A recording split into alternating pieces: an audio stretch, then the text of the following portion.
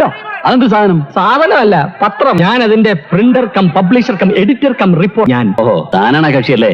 അതെ, ഞാനാണ്.